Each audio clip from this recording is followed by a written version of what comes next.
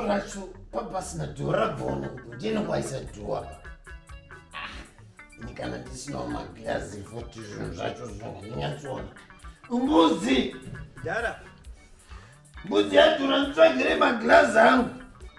ndikuuya.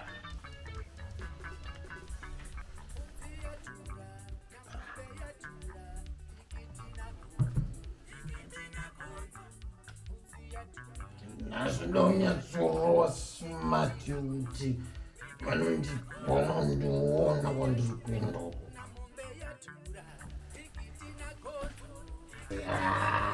Zvibude mani, handinyatsoona. Smart inoda uchiona wega kuti wakachena uchizviona ucho.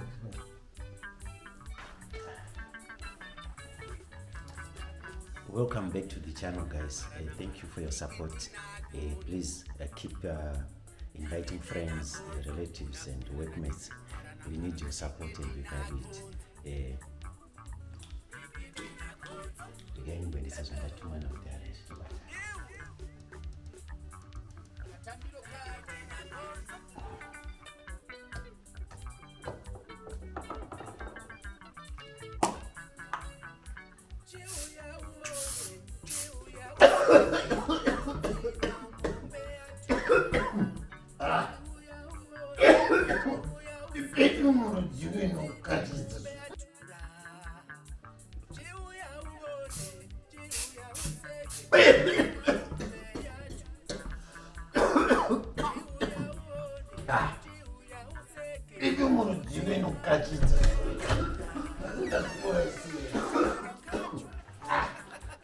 Mfana munhu kashidzi unokurumidza kuuya kana ndisingaoni kana chinhu papa mangotira murimi tarovera futi padhuwapo.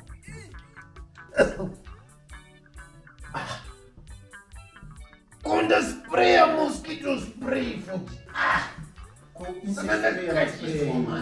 Boy,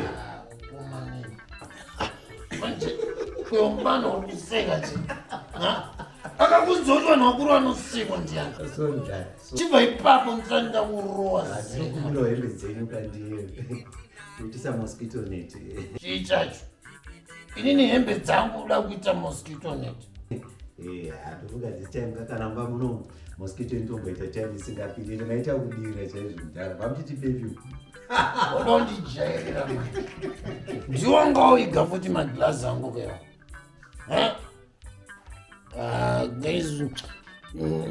Guys, thank you for subscribing. Mungoramba muchisubscribe.